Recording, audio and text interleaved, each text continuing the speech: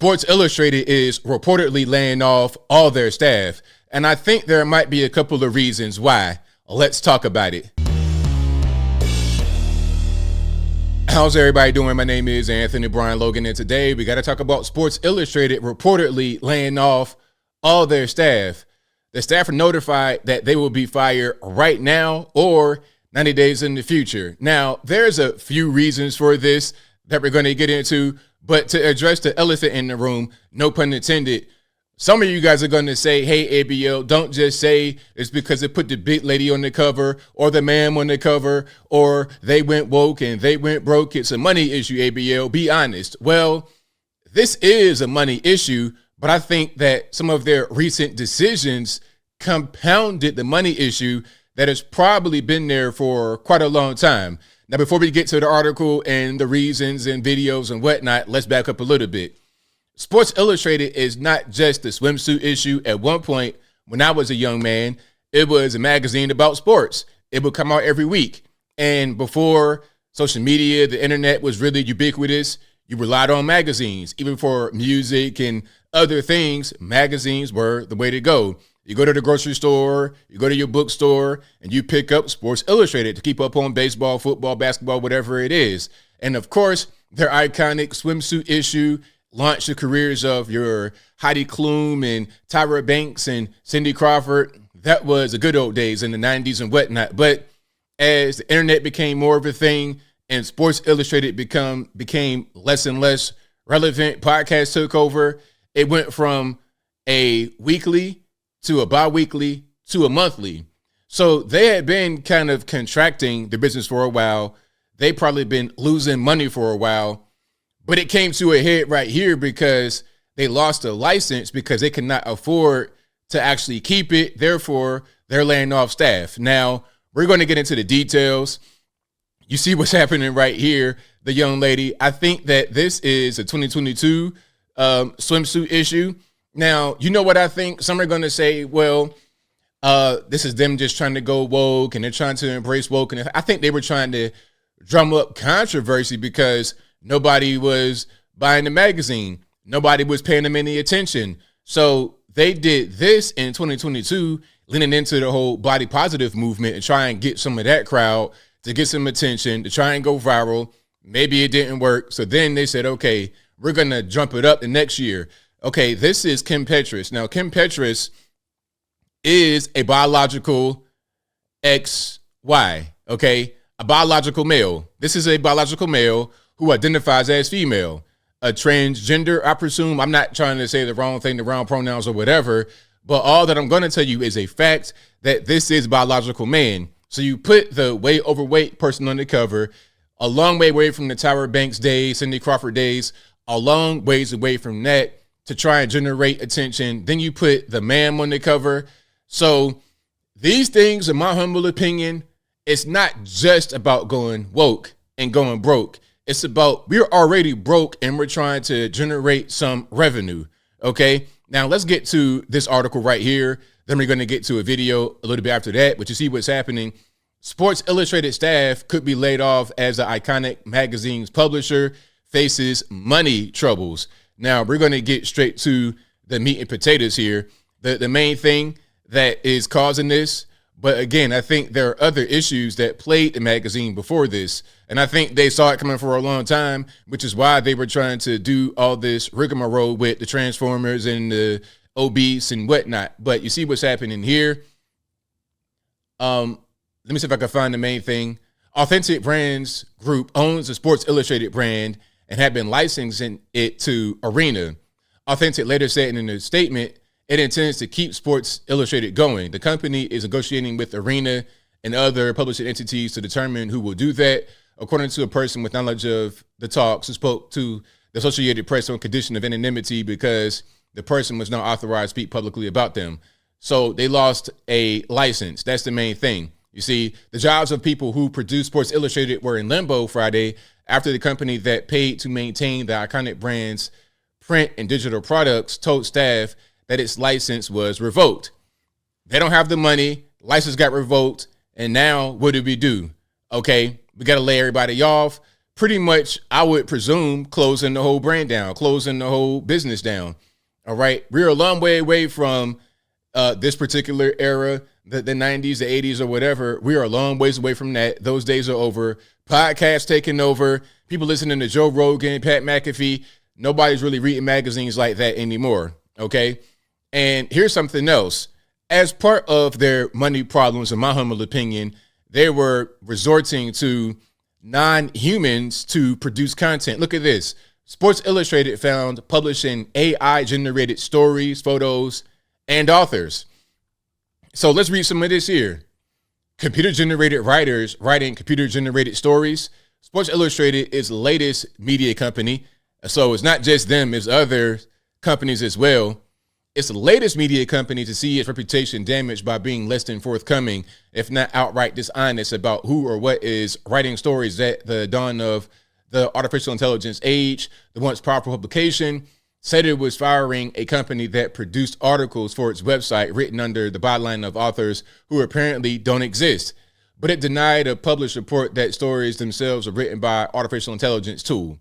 Okay, so you got a company that you're outsourcing the responsibility of publishing articles on the website, and they are using ChatGPT, maybe even Grammarly. Grammarly is a tool, no ad. I'm just saying this is a tool that helps you with your writing. So if you're writing yourself, this tool can help you phrase things differently. So maybe they found some of that. Maybe they straight up found ChatGPT. Who knows what it is?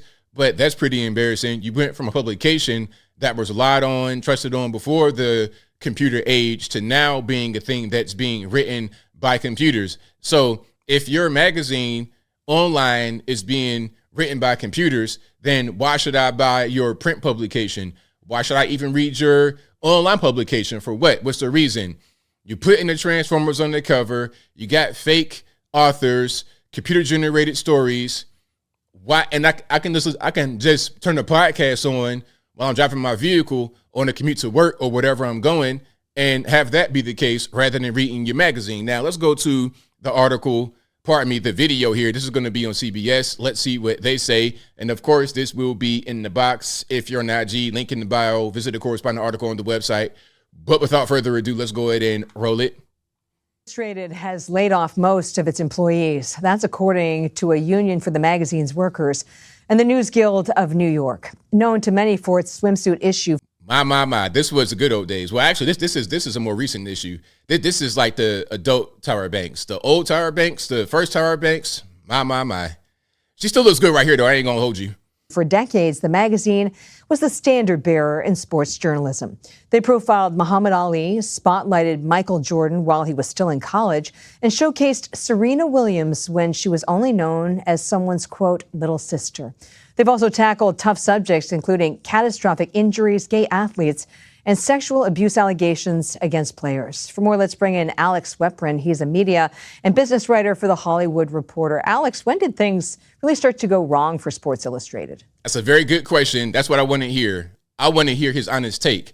I think what's happening is they are just being replaced by newer forms of media. Print media is kind of dead. Yeah, I mean, it's been a tumultuous few years for the storied magazine. You know, it's gone through multiple owners. It's been sold multiple times, and the number of journalists working there has declined year after year after year. So it's really been kind of a long undoing. You know, what happened today is kind of a jarring event, but I think this is something that's kind of been burning slowly for a number of years, and it kind of just spilled out to the open this week. Is this reflective of some of the larger trends in the industry as a whole?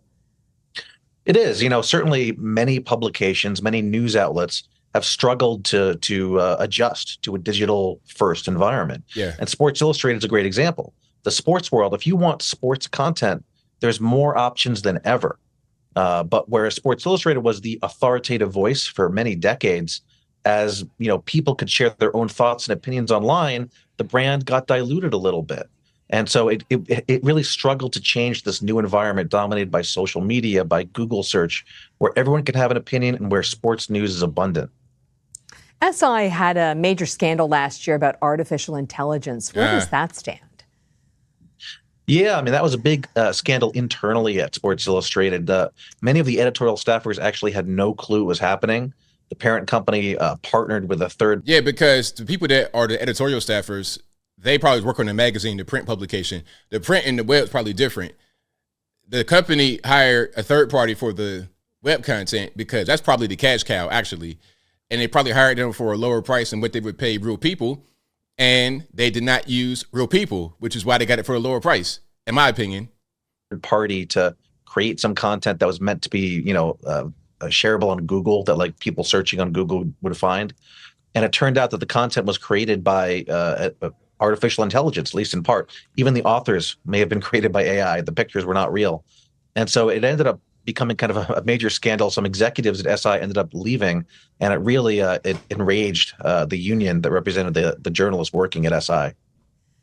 So there's more to the video, but I'll leave it in the box. You guys understand what's going on. Sports Illustrated, I think they're pretty much done. And as I close, I want to say this. A lot of magazines, a lot of print media has been dying for a long time. Newspapers, magazines, these things are pretty much dead. I used to work in print myself, not anything to this extreme, dealing with real magazines, things of this nature. But I saw it start to die when Instagram came about. It pretty much killed it. This is like 2012-ish when Instagram really became popular. So now that you got podcasts and you have just social media, you have TikTok, you got YouTube, you got everything else, why do I need a print magazine? Why? Again, I could just turn on Joe Rogan podcast, Pat McAfee podcast in my vehicle and have it play like an audio book, and they put out content every day, every week. Why do I need Sports Illustrated? Especially when they put in ma'ams and whatnot on the cover of the swimsuit issue that comes out one time a year. But I think I'll leave that right there for now. And what say you? What's your take on what's happening here with Sports Illustrated? Do you think it's because they went woke, now they're going broke? Was the going woke a way for them to try and generate revenue because their business model, trying to be a magazine, halfway trying to do stuff online, like their business model was not working? Is that the reason why they are now pretty much toast? Whatever your thoughts are, let me know in the comments below. You guys know where I'm at. I think print media is pretty much dead. Sports Illustrated, a lot of your regular newspapers, these things have no more place in society. Some people still read these things, but their market share of media consumption was at one point very big. But now it's next to nothing. And that's just the reality of the situation. No amount of going woke can actually fix that. But whatever your thoughts are, please let me know in the comments below. And that's all I got to say for this video. If you like what you heard, please comment, rate, share, and subscribe. Peace.